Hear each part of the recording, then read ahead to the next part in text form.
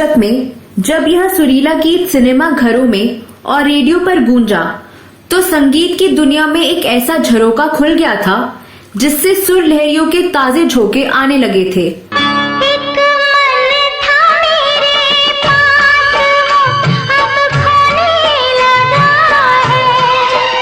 और पूरी युवा पीढ़ी इस ताजे झोंके में मदमस्त हो गई थी। सुर लहरियों के इस ताजे झोंके का नाम था हेमलता।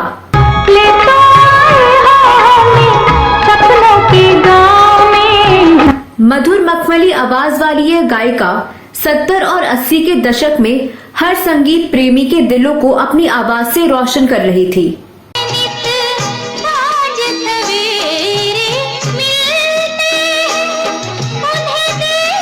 इस गायिका ने येसुदास के साथ सुर में सुर मिलाया तो उस समय की युवा पीढ़ी उनके साथ सुर मिलाने लगी। तू जो मेरे सुर में सुर मिला ले, संग गा ले। उस दौर में करीब 1.5 से 2 दशक के दौरान हर दिशा में इसी गायिका के गाए हुए गीत गूंजते थे। दिशा में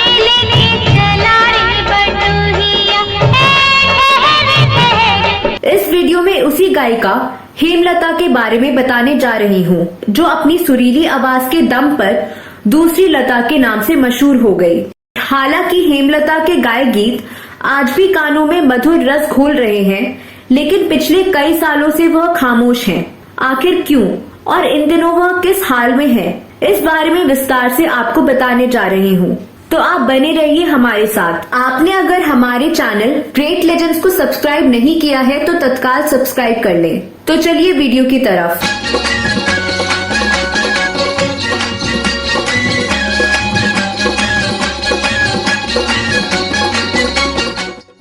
नमस्कार दोस्तों, मैं साची और फिल्मों, गीतों और फिल्मी हस्तियों पर आधारित हमारे चैनल ग्रेट लेजेंड्स में आपका स्वागत है। दोस्तों, इस वीडियो में जिस गायिका की चर्चा हो रही है उनके गाए गीत आज के आपाधापी के दौर में मन को सुकून पहुंचा रहे हैं।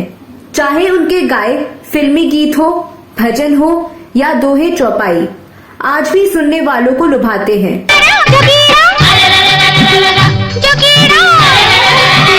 जोगी जी नींद ना आवे।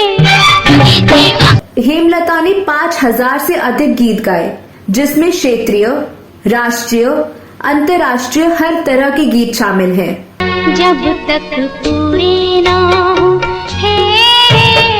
साथ। हेमलता का जन्म 16 अगस्त 1954 को हैदराबाद में हुआ था, लेकिन उनका परिवार मूल रूप से राजस्थान के चुरू जिले के सहला गांव का निवासी है। उनका असली नाम लता भट्ट है, लेकिन उन्हें हेमलता या हेमलता बाली के नाम से जाना जाता है।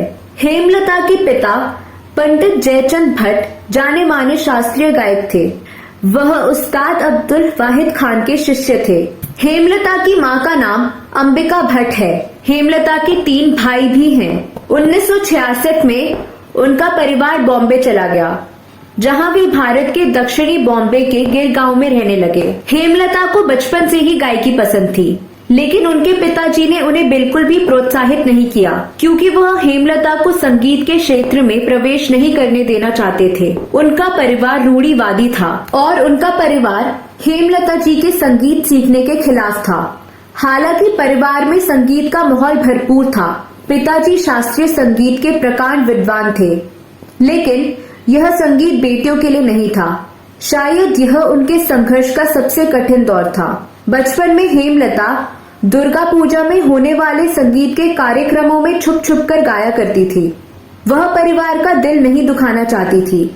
वह परिवार के खिलाफ बिल्कुल नहीं जाना चाहती थी, पर खुद को गाने से रोक नहीं पाती थी। उन्हें मात्र 12 साल की उम्र में ही मोहम्मद रफी, लता मंगेशकर, किशोर कुमार और हेमंत कुमार जैसे दिग्गज गायकों के साथ स्टेज पर गाने के मौके मिले।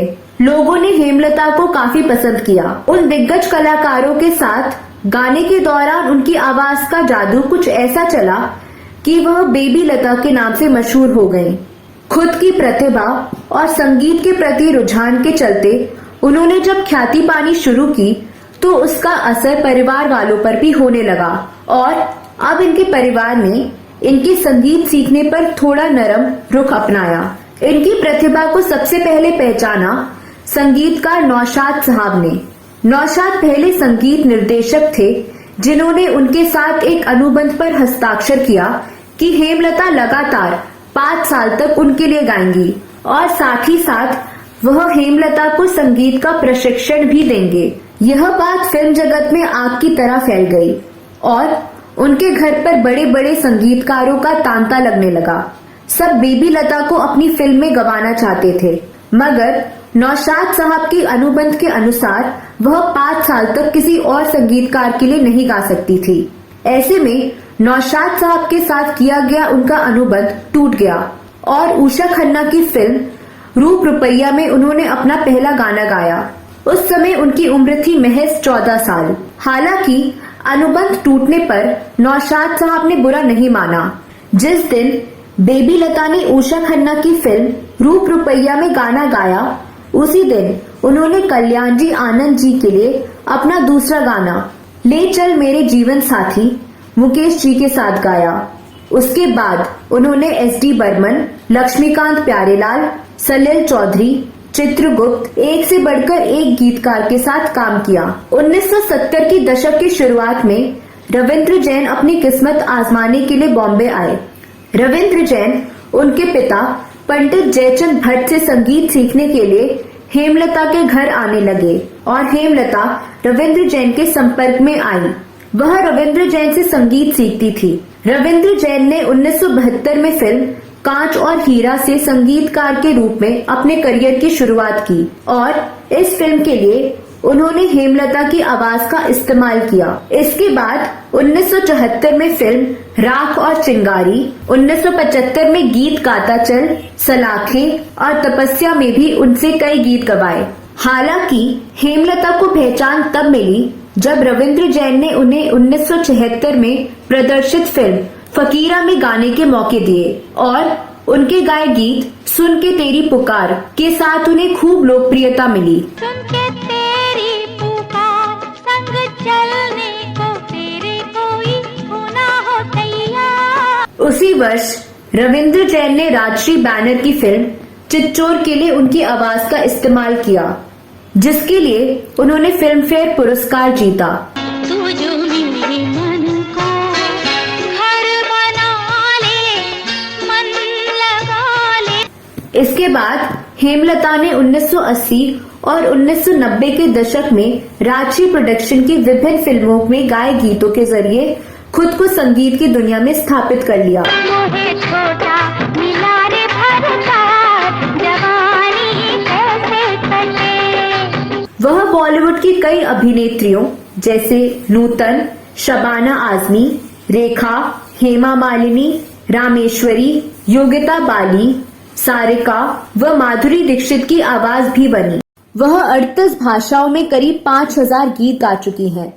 हेमलता ने वर्ष 1977 में फिल्म चिच्चोर के शास्त्रीय संगीत पर आधारित गीत तू जो मेरे सुर में के लिए सर्वश्रेष्ठ पार्श्व गायिका का पुरस्कार जीता था।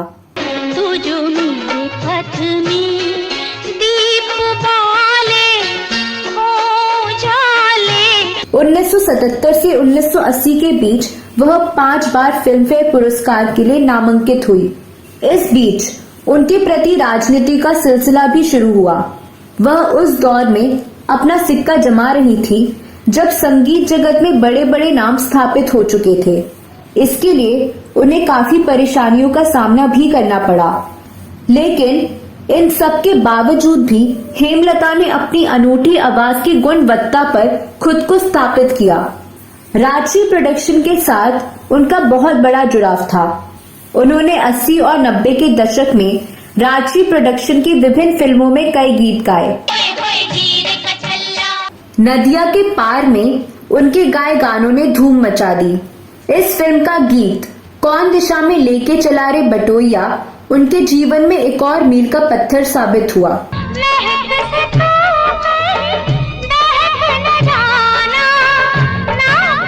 इसके बाद उनका एक और गाना आया, अखियों के झरोके से। जो वर्ष 1978 का नंबर 1 गीत बना।